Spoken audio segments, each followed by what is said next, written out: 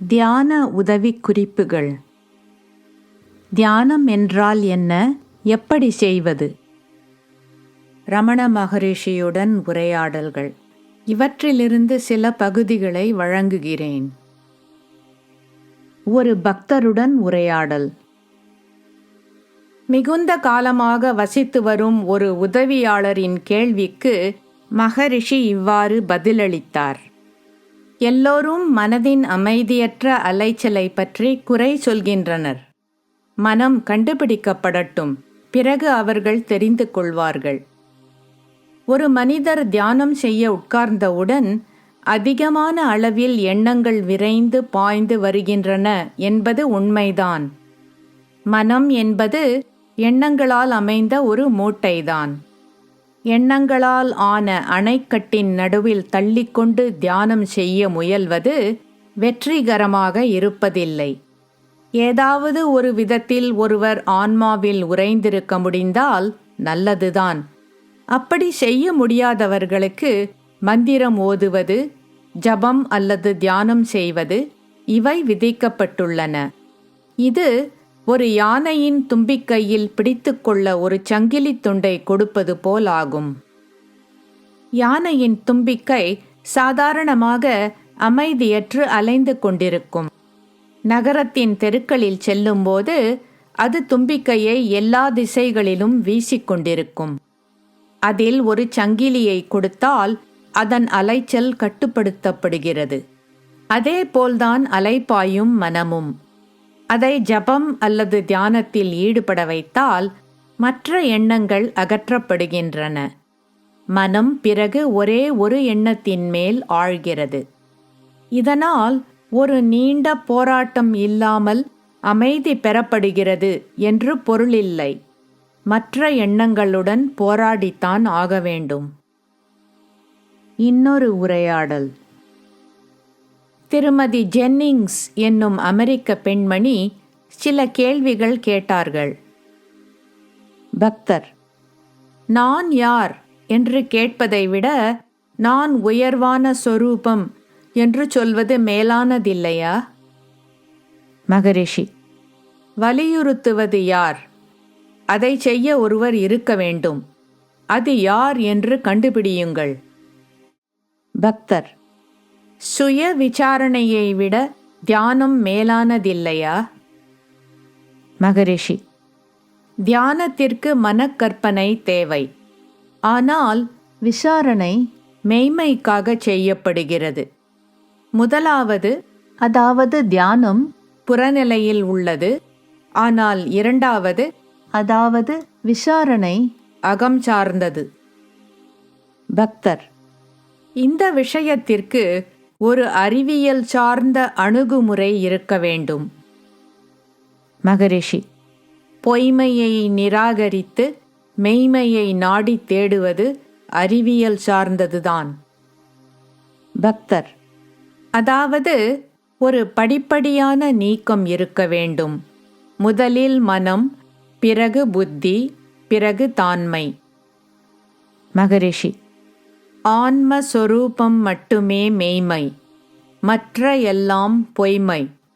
மனமும் புத்தியும் உங்களை விட்டு அகன்று இல்லை. மன அசைவில்லாமல் அமைதியாக இருந்து நான் கடவுள் என்று அறிந்து கொள் என்று பைபிள் சொல்கிறது. ஆன்மாவை கடவுள் என்று உணர மன அசைவில்லாமல் இருப்பது ஒன்றுதான் தேவை பொருள். பக்தர்: மேற்கு திசை நாடுகள் இந்த போதனையை எப்போதாவது புரிந்து கொள்ளுமா? மகரிஷி: நேரம் காலம் பற்றிய கேள்வி எழவேண்டியதில்லை. புரிந்து கொள்வது மன முதிர்ச்சியை பொறுத்து இருக்கிறது. ஒருவர் கிழக்கில் வாழ்ந்தால் என்ன, மேற்கில் வாழ்ந்தால் என்ன? இன்னொரு உரையாடல். மருத்துவராக தொழில் செய்யும் ஒரு பண்பட்ட பக்தர் தமது மனைவியுடன் மகரிஷியை சந்திக்க வந்தார். அவர் கேட்டார்: நான் எப்படி தியானம் செய்ய வேண்டும்? எனக்கு மன அமைதி இல்லை. மகரிஷி: சாந்திதான் நமது உண்மை தன்மை. அதை பெற வேண்டிய அவசியமில்லை. நமது எண்ணங்கள் அழிக்கப்பட வேண்டும். பக்தர்: நான் அவற்றை அழிப்பதற்கு முயற்சி செய்து கொண்டிருக்கிறேன், ஆனால் வெற்றி அடைவதில்லை. மகரிஷி: கீதையில் உள்ள முறைப்பாடுதான் இதற்கு ஒரே வழியாகும். எப்போதெல்லாம் மனம் அலைகிறதோ அதை மீண்டும் திருப்பி தியானத்தில் செலுத்த வேண்டும். பக்தர்: என்னால் என் மனதை தியானத்தில் ஆழ்த்த முடியவில்லை. அப்போது மற்றொரு பக்தர் சொன்னார், ஒரு யானையின் தும்பிக்கை காலியாக இருக்கும்போது அது அலைகிறது. அதில் ஒரு சங்கிலி துண்டு கொடுத்தால் அதற்கு பிறகு அலைவதில்லை. அதேபோல் குறிக்கோள் இல்லாத மனம் அலைபாய்கிறது. ஒரு குறிக்கோளுடன் அது அமைதியாக இருக்கிறது.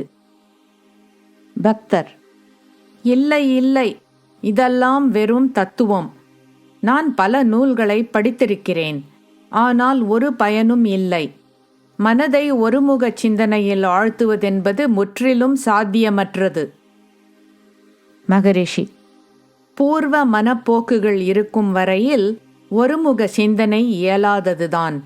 அது பக்தியை கூட தடை செய்கிறது. பிறகு மொழிபெயர்ப்பாளர் பக்தரை நான் யார் என்னும் நூலை படிக்கும்படி ஆலோசனை அளித்தார். ஆனால் மருத்துவர் தன்னுடைய ஆட்சேபனைகளுடன் தயாராக இருந்தார். அவர் சொன்னார், நான் அதையும் படித்திருக்கிறேன், பிறகும் என்னால் என் மனதை ஒருமுனைப்படுத்த முடிவதில்லை. மகரிஷி: பயிற்சியினாலும் வைராகியத்தினாலும். அபியாச வைராகியப்யகம். பக்தர்: வைராகியம் தேவைதான். மகரிஷி: பயிற்சி வைராகியம் இரண்டும் தேவை. பயிற்சி என்பது ஒரே எண்ணத்தின் மேல் மட்டும் ஒருமுகமாக சிந்திப்பது. வைராகியம் என்பது பரவலாக உள்ள எண்ணங்கள் இல்லாமல் இருப்பது. ஒன்று தியானத்தின் நேர்மறையான அம்சமாகும், மற்றது எதிர்மறையான அம்சமாகும். பக்தர்: என்னுடைய முயற்சியுடன் மட்டும் என்னால் தியானம் செய்ய முடியவில்லை. எனக்கு உதவி செய்ய ஒரு சக்தியின் உதவியை தேடிக்கொண்டிருக்கிறேன். மகரிஷி: ஆமாம், இதற்குதான் அருள் என்று பெயர். மனம் பலவீனமாக இருப்பதால் தனித்துவமாக நம்மால் தியானம் செய்ய இயலவில்லை. அருள் தேவை. சாது சேவை என்பது இதற்காகத்தான் குறிப்பிடப்படுகிறது.